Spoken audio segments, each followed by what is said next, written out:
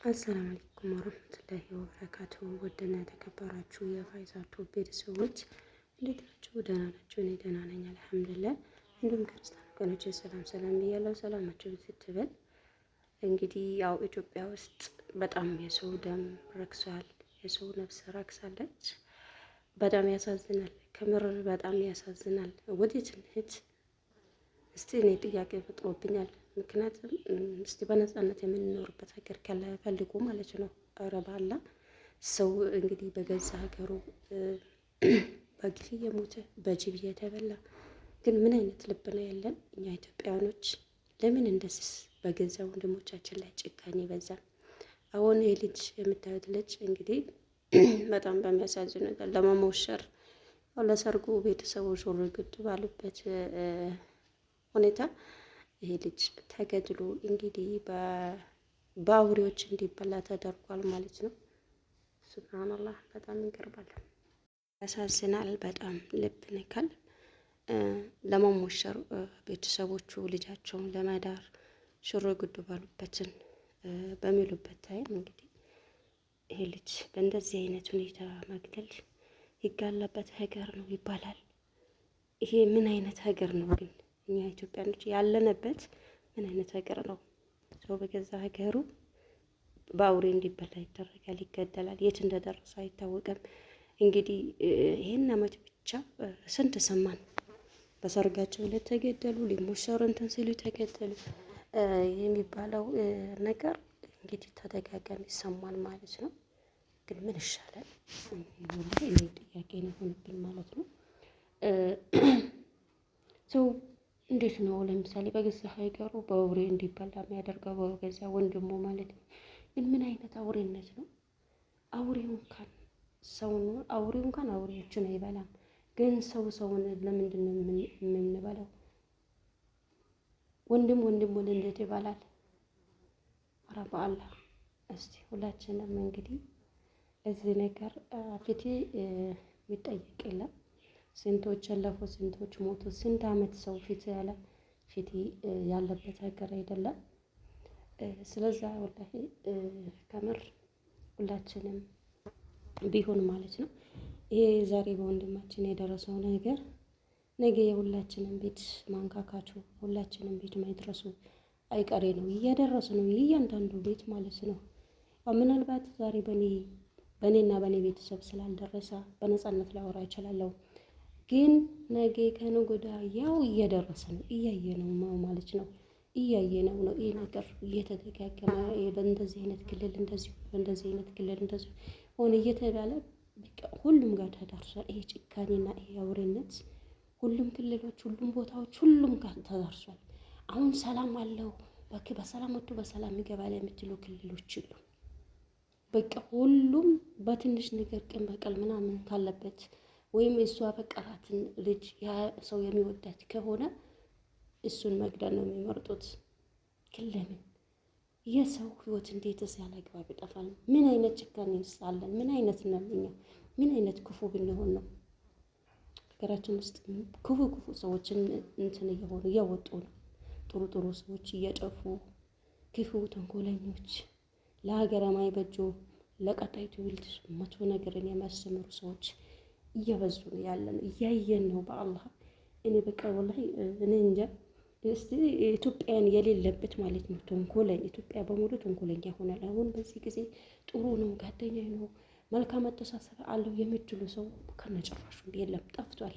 ብቻ ምንድነው ተንኮለኛ የሰው ደም የጠማቸው፣ የሰው ደስታ የሚያስለቅሳቸው፣ የእናቶች እንባ እንኳን ምንም የማይላቸው እነሱ እየተበራከቱ እየሄዱ ነው። እስቲ ለኔ ማለት ነው ኢትዮጵያን የሌለበት ነፃ የሆነ ነገር ጡቅ ነው ኢትዮጵያነት የማይገቡት ማለት ነው። ምክንያቱም በነፃነት ሞት እንደሆነ ያለ ነው። ሞት አይፈራም። አላህ ያለው ቀን ሞት ለማንም አይቀርም። ግን አጀልሽ ሳይደርስ በሰው እጅ መገደል፣ በአውሬ መበላት በጣም ከባድ ሀዘን ነው። እስቲ ይሄ የሌለበት ሀገር ከስጋት ነፃ ሆነን አሁን ይገደላለሁ ምን ሆናለሁ ከሚለው ነፃ ወጥተን በሰላም የምንኖርበት ሀገር ካለ ማለት ነው። እኔ ጠቁሙኝ ኮመንት ላይ። እኔ ለመሄድ ዝግጁ ነኝ። እኔ ከምር ፈርቻለሁ ማለት ነው። ፈርቻለሁ። በቤት አልወጣም። በቃ ፈርቻለሁ። ወይ ጉድ፣ ወይ ጉድ፣ ወይ ጉድ! በየጊዜው የምንሰማው በየጊዜው በቃ ተገደለች ነው፣ ተገደለ ነው፣ ታፈነ ነው በቃ ለመሞሸር። አሁን በዚህ ጊዜ ደግሞ በጣም በጣም ያበዛ ያለው ነገር ምንድን ነው? ሰርጋቸው ሲቀርብ በሰርጋቸው እለት ምን አደርግላቸዋል? ይሄ ክፋት ማለት ነው። የዚህ ሁሉ እምባ፣ የዚህ ሁሉ ሰው ድንጋጤ እስቲ ምንም አይላችሁም? እዛው ማይደፋቸው እነሱ ግን ልምዳቸው የሰው እርግማን፣ የሰው እምባ እንግዲህ ለእነሱ ምርቃት ሆኗል። እንግዲህ አስቢያላሁንም አልወኪል አስቢያላሁንም እኩል ወላሂ በየጊዜው በቃ ጭካኔያችን እስከ ጥግ ነው። እየተባባሰ እየሄደ ነው። ምንም የሚቀነስ ምንም ህግ የሌለበት ሀገር ሆኗል ኢትዮጵያ ማለት ነው። ምንም አይነት ህግ የለም ኢትዮጵያ። ህግ ባለበት ሀገር አንድ ሰው እንዴት በጭብ ይበላል? አንድ ሰው እንዴት ዝም ብሎ በድፍረት ሄዶ አንድን ሰው ይወጋል፣ ይገድላል? ያ ምንድን ነው? ያው ኢትዮጵያ ውስጥ እየገደለ አይገደልም። እንግዲህ ያው የገደለ ከተወሰነ ጊዜ በኋላ በገንዘብም በምንም ተብሎ ወይም ይረታዋች ተመመጣ ተብሎ ይፈታል ማለት ነው። እስር ቤትም ቁጭ ብሎ የሚበላው የመንግስት እንጀራ ነው። ያ ሁሉም ሰው ኑሮ ሲመራው ነው ይመስለኛል እና ገድዬ ለመንግስት እጅ እንሰጣለሁ የሚለው። እሱም ደግሞ ገድሎም ይህንንም እስር ቤት የሚገቡት ስንቶች ናቸው? ከብዙዎቹ ጥቂቶቹ ናቸው። እስር ቤት ገብተውም እንግዲህ ይህን ያክል ተፈረደባቸው ተብሎ ከጥቂት ዓመታት በኋላ ደግሞ ወይ ከጥቂት ወራቶች በኋላ ተደግሞ ተፈቱ የሚባል ወሬ ይሰማል ማለት ነው። ይሄ ነገር ደግሞ ሰው በቃ ለግድያ እንዲነሳሳ ትንሽ ኑሮ ሲመራው ራሱን መምራት ሲያቅተው ይመስለኛል። እኔ እንጂ አሁን የመሰለኝ ያለው ኑሮውን መምራት ሲያቅተው ኑሮ ሲያሸንፈው ይመስለኛል ገድሎ መንግስት እንጀራ በላለው የሚለው ማለት ነው።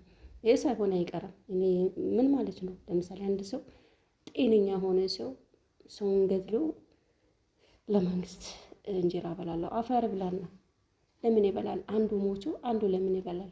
ያ እሱ እስር ቤት ቁጭ ብሎ የሚበላው እኮ ያ የማች ቤተሰብ ማለት ነው። የገበረው ግብር እኮ ነው የሚበሉት መርዝ ብሎና ህግ ቢኖሩማ እንደዛ ማድረግ የለብንም። ምክንያቱም አንድ ሰው ገድዬ የመንግስት እንጀራ በላለው ሁለቱ ግዛት ነው። አንድም ይህ ሰው ግብር በሚገብረው የማች ቤተሰብ በሚገብረው ግብር ነው ያ ሰው እስር ቤት ቁጭ ብሎ እንጀራውን የሚበላው መርዝ የሚበላው መንግስት ከየትም አምጥቶ አይደለም። ይሄው የማች ቤተሰብ በገበረው ግብር ነው የሚበላው፣ የህዝብ ወጪ ነው። ስለዚህ የገደለ ለምን አይገደልም? የምን ቀልድ ነው የተያዝ ነው ማለት ነው። ቀልድ ነው እንደኔ።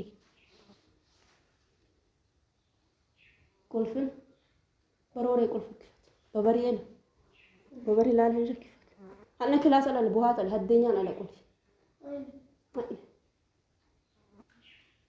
እና የገደለ ሰው መገደል አለበት። የምን ቀልድ ነው?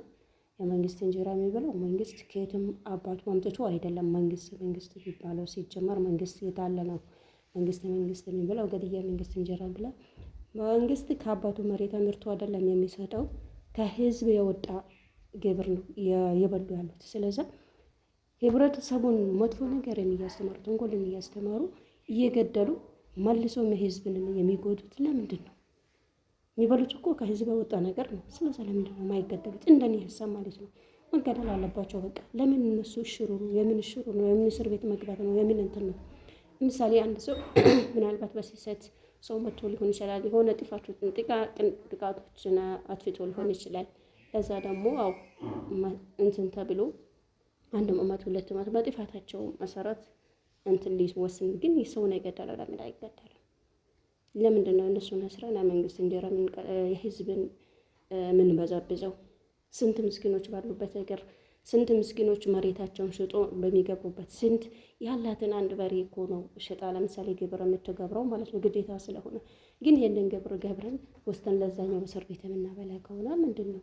እሱም ገድሩ እሱም ከህዝቡ የወጣ ገንዘብ የሚበላ ከሆነ ለምን የገደለ ይገለል በቃ። እኔ ምን አደርጋለሁ? መንግስት በዓል ሆንኩኝ ቢሆን ኖሮ ይሄንን ነው ቁጥር 1 የሚያሰድቀው ይሄን ነበር ማለት ነው። ብቻ እንግዲህ ሁላችንም በያለንበት ዱዓ እናደርግ። ስደትም ሆን ሀገርም ሆን ጊዜው በጣም ከፍቷል። በጣም ማለት ነው፣ በጣም ከሚባለው በላይ ከፍቷል። ስለዛ ዱዓ እናደርግ፣ ጸሎት እናደርግ። እንግዲህ ሞታችን በሰው እጅ ሳይሆን አላህ ያላትን ቀን እሱ ይውሰዳችሁ ማለት ነው። በሰው እጅ መሆን በጣም ከባድ ነው። ሁለት ሞት ነው። ሰላም አለይኩም ወረህመቱላሂ ወበረካቱ።